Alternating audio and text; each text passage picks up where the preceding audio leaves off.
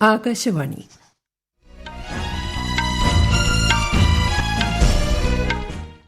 നമസ്കാരം. വാർത്തകൾ വായിക്കുന്നത് ബിന്ദു.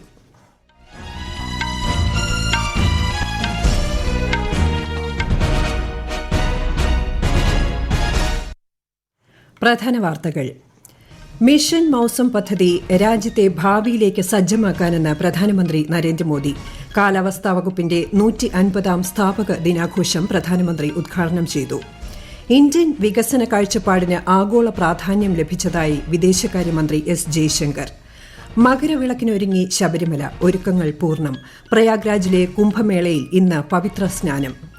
അറിവ്, നൈപുണ്യം, അഭിരുചി എന്നിവയ്ക്ക് പ്രാധാന്യം നൽകുന്ന ഉന്നത വിദ്യാഭ്യാസ സമ്പ്രദായമാണ് കേരളം ലക്ഷ്യമിടുന്നതെന്ന് മുഖ്യമന്ത്രി പിണറായി വിജയൻ.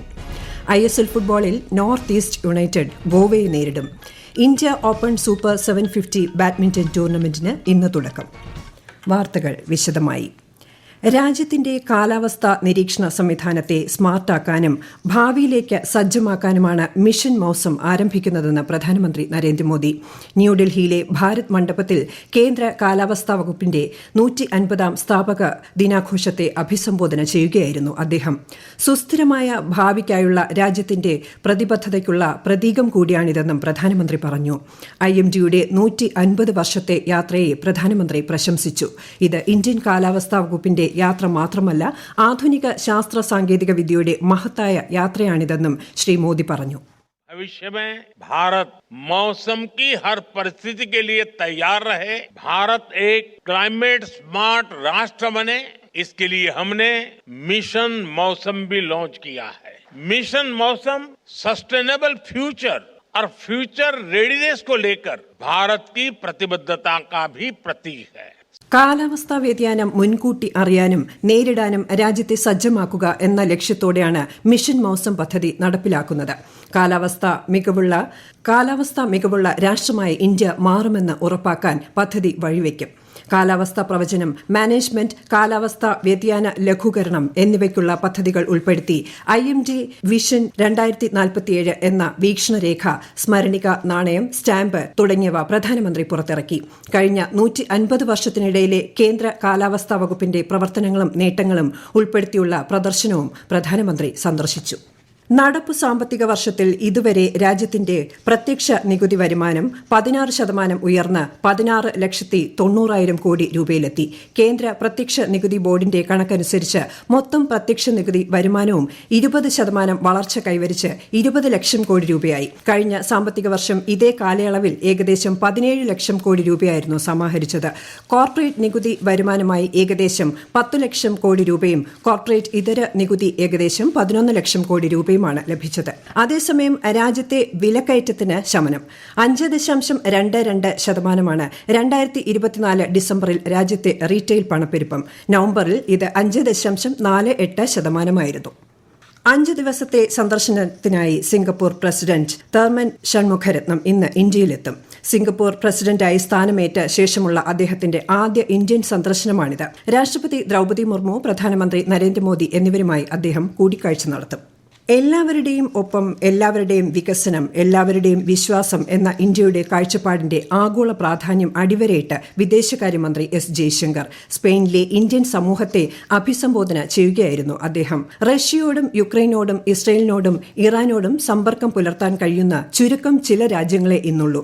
എന്നാൽ പ്രധാനമന്ത്രി നരേന്ദ്രമോദിക്ക് അത് സാധ്യമാണെന്നും കേന്ദ്രമന്ത്രി ചൂണ്ടിക്കാട്ടി. There are very few countries today who are in a position to talk to Russia and to Ukraine. आपने देखा होगा हाल ही में पिछले साल प्रधानमंत्री मोदी रशिया भी गए 2 बार, यूक्रेन भी गए कीव में. Who are in a position to talk to Israel and Iran, and PM Modi is able to do both. Who are in a position to be members of Quad and be members of BRICS. So this is something which is actually very, very unique. And it is unique because if you look at the world today, आज दुनिया में माने तनाव इतना ज़्यादा है, अलग अलग संघर्ष हो रही हैं, युद्ध भी हो रहा है 2 जगह. It is a very polarized world. All India presiding officers കോൺഫറൻസിന്റെ 85ാമത് സമ്മേളനം ഈ മാസം 20-21 തീയതികളിൽ ബീഹാറിലെ പട്നയിൽ നടക്കും. ലോക്സഭാ സ്പീക്കർ ഓം ബിർള അധ്യക്ഷത വഹിക്കും. വിവിധ സംസ്ഥാനങ്ങളിലെ നിയമസഭാ സ്പീക്കർമാർ, നിയമനിർമ്മാണ കൌൺസിൽ അധ്യക്ഷർ, സഭാ സെക്രട്ടറിമാർ തുടങ്ങിയവർ പങ്കെടുക്കും. ഡോക്ടർ വി നാരായൺ ISROയുടെ പുതിയ ചെയർമാനായി ചുമതലയേറ്റു. ബഹിരാകാശ വകുപ്പ് സെക്രട്ടറി, ബഹിരാകാശ കമ്മീഷൻ ചെയർമാൻ എന്നീ സ്ഥാനങ്ങളും അദ്ദേഹം ഏറ്റെടുത്തു. ഈ വാർത്തകൾ ആകാശവാണിയിൽ നിന്ന്. ആകാശവാണി വാർത്തകളും വാർത്താധിഷ്ഠിത പരിപാടികളും all India radio news Thiruvananthapuram YouTube ചാനലിലും @all India radio news Thiruvananthapuram Facebook പേജിലും AR News_ തിരുവനന്തപുരം ഇൻസ്റ്റഗ്രാം അക്കൌണ്ടിലും @AR News_TVM X ഹാൻഡിലും ലഭ്യമാണ്. മകരജ്യോതി ദർശനത്തിനൊരുങ്ങി ശബരിമല. ഇന്ന് വൈകുന്നേരം 6:30 പൊന്നമ്പലമേട്ടിൽ മകരജ്യോതി ദർശിക്കാൻ ഒരുങ്ങുക. ദശലക്ഷങ്ങളാണ് മകരജ്യോതി ദർശനത്തിനായി കാത്തിരിക്കുന്നത്. മകരവിളക്ക് ദർശനത്തിന് മണിക്കൂറുകൾ മാത്രം ശേഷിക്കെ തീർത്ഥാടകർ നിറഞ്ഞിരിക്കുകയാണ് സന്നിധാനവും പരിസര പ്രദേശങ്ങളും. ഇന്ന് രാവിലെ സന്നിധാനത്ത് മകരസംക്രമ പൂജ നടന്നു. വൈകുന്നേരം 5:30 ശേഷം മാത്രമേ പമ്പയിൽ നിന്ന് സന്നിധാനത്തേക്ക് ഇനി തീർത്ഥാടകരെ കടത്തിവിടൂ. ഹരിവരാസനം പുരസ്കാരം കൈതപ്രം ദാമോദരൻ നമ്പൂതിരിക്ക് സമ്മാനിച്ചു. 45 ദിവസം നീളുന്ന മഹാകുംഭമേളയിൽ പ്രധാന ചടങ്ങുകളിലൊന്നായ മകരസംക്രാന്തി ദിനത്തിലെ പവിത്ര സ്നാനം ഇന്ന്. രണ്ടാം ദിനം 3 കോടി തീർത്ഥാടകർ പ്രയാഗ്രാജിൽ എത്തുമെന്നാണ് പ്രതീക്ഷ. പൌഷ് പൂർണിമ ദിനത്തിലെ ആദ്യ പുണ്യസ്നാനത്തോടെ ഇന്നലെ പുലർച്ചെയാണ് ലോകത്തെ ഏറ്റവും വലിയ തീർത്ഥാടക സംഗമമായ മഹാകുംഭമേളയ്ക്ക് തുടക്കമായത്. മകരസംക്രാന്തി, പൊങ്കൽ, ബിഹു, ഉത്തരായൻ എന്നീ ഉത്സവങ്ങൾ ഇന്ന് രാജ്യത്തുടനീളം വിപുലമായി ആഘോഷിക്കുന്നു. വിളവെടുപ്പും പ്രകൃതിയോടുള്ള കൃതജ്ഞതയും സാംസ്കാരിക സമൃദ്ധിയും ഒത്തൊരുമയും അടയാളപ്പെടുത്തുന്നതാണ് ഈ ആഘോഷങ്ങൾ. മകരസംക്രാന്തി, പൊങ്കൽ, മാഘ, ബിഹു, ഉത്തരായൻ ഉത്സവങ്ങളുടെ പശ്ചാത്തലത്തിൽ പ്രധാനമന്ത്രി നരേന്ദ്രമോദി രാജ്യത്തെ ജനങ്ങൾക്ക് ആശംസകൾ നേർന്നു. ഉത്സവങ്ങൾ എല്ലാവരുടെയും ജീവിതത്തിൽ വിജയവും സന്തോഷവും കൊണ്ടുവരുമെന്ന് ശ്രീ മോദി സമൂഹമാധ്യമ പോസ്റ്റിലൂടെ പ്രത്യാശ പങ്കുവച്ചു. അറിവ്, നൈപുണ്യം, അഭിരുചി എന്നിവയ്ക്ക് തുല്യ പ്രാധാന്യം നൽകുന്ന ഉന്നത വിദ്യാഭ്യാസ സമ്പ്രദായമാണ് സംസ്ഥാന സർക്കാർ വിഭാവനം ചെയ്യുന്നതെന്ന് മുഖ്യമന്ത്രി പിണറായി വിജയൻ കുസാറ്റിൽ രാജ്യാന്തര ഉന്നത വിദ്യാഭ്യാസ കോൺക്ലേവ് ഉദ്ഘാടനം ചെയ്യുകയായിരുന്നു അദ്ദേഹം. ഉന്നത വിദ്യാഭ്യാസ മേഖലയെ അന്താരാഷ്ട്ര തലത്തിലേക്ക് ഉയർത്തുക എന്ന ലക്ഷ്യത്തോടെയാണ് 2 ദിവസത്തെ കോൺക്ലേവ് സംഘടിപ്പിച്ചിരിക്കുന്നത്. അഭിനേത്രി ഹണി റോസിനെ അധിക്ഷേപിച്ചെന്ന കേസിൽ വ്യവസായി ബോബി ചെമ്മണ്ണൂരിന് ഹൈക്കോടതി ജാമ്യം അനുവദിച്ചു. ബോബി ചെമ്മണ്ണൂരിന്റെ പരാമർശത്തിൽ ദ്വയാർത്ഥം ഇല്ല എന്ന് പറയാനാകില്ല എന്ന് ഹൈക്കോടതി ചൂണ്ടിക്കാട്ടി. ജാമ്യാപേക്ഷ ഇന്ന് പാസാക്കും. ഇന്ത്യൻ സൂപ്പർ ലീഗ് ഫുട്ബോളിൽ ഇന്ന് നോർത്ത് ഈസ്റ്റ് യുണൈറ്റഡ് FC ഗോവയെ നേരിടും. ഗുവാഹത്തി ഇന്ദിരാഗാന്ധി അത്ലറ്റിക് സ്റ്റേഡിയത്തിൽ രാത്രി 7:30 മത്സരം. India open super 750 badminton tournament ഇന്ന് ന്യൂഡൽഹിയിലെ KD ജാദവ് ഇൻഡോർ ഹാളിൽ ആരംഭിക്കും. 36 ഇന്ത്യൻ താരങ്ങളും അന്താരാഷ്ട്ര ഒളിമ്പിക് ജേതാക്കളും ഉൾപ്പെടെ 200-ലധികം മുൻനിര താരങ്ങൾ പങ്കെടുക്കും. വനിതാ സിംഗിൾസിൽ PV സിന്ധുവും പുരുഷ ഡബിൾസിൽ ഇന്ത്യയുടെ സതീഷ് കർണാകരൻ, ആദ്യ വാര്യർ സഖ്യവും സാത്വിക് സായ്രാജ്, ചിരാഗ് ഷെട്ടി സഖ്യവും ഇന്നിറങ്ങും. പടിഞ്ഞാറൻ US-ലെ ലോസ് ഏഞ്ചൽസിൽ കാട്ടുതീയിൽ 92,000-ലധികം പേരെ ഒഴിപ്പിച്ചു. 89,000-ലധികം പേർക്ക് ഒഴിപ്പിക്കൽ മുന്നറിയിപ്പ് നൽകിയിട്ടുണ്ട്. കാട്ടുതീയിൽ ഇതുവരെ 25 പേരാണ് മരിച്ചത്. രാജ്യത്തെ ഓഹരി വിപണികളിൽ നേട്ടം. ബോംബെ ഓഹരി സൂചിക സെൻസെക്സ് 300 പോയിന്റ് ഉയർന്ന് 76,630-ലും ദേശീയ ഓഹരി സൂചിക നിഫ്റ്റി 104 പോയിന്റ് നേട്ടത്തിൽ 23,195-ലും വ്യാപാരം തുടരുന്നു.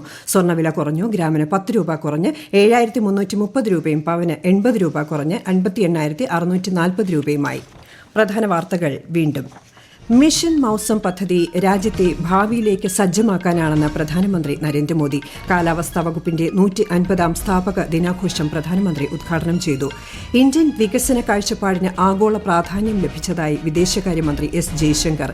മകരവിളക്കിനൊരുങ്ങി ശബരിമല. ഒരുക്കങ്ങൾ പൂർണ്ണം. പ്രയാഗ്രാജിലെ കുംഭമേളയിൽ ഇന്ന് പവിത്ര സ്നാനം. അറിവ്, നൈപുണ്യം, അഭിരുചി എന്നിവയ്ക്ക് പ്രാധാന്യം നൽകുന്ന ഉന്നത വിദ്യാഭ്യാസ സമ്പ്രദായമാണ് കേരളം ലക്ഷ്യമിടുന്നതെന്ന് മുഖ്യമന്ത്രി പിണറായി വിജയൻ. ISL ഫുട്ബോളിൽ നോർത്ത് ഈസ്റ്റ് യുണൈറ്റഡ് ഗോവയെ നേരിടും. ഇന്ത്യൻ ഓപ്പൺ സൂപ്പർ 750 ബാഡ്മിന്റൺ ടൂർണമെന്റിന് ഇന്ന് തുടക്കം. വാർത്തകൾ കഴിഞ്ഞു. അടുത്ത വാർത്താ പ്രക്ഷേപണം വൈകിട്ട് 6:30.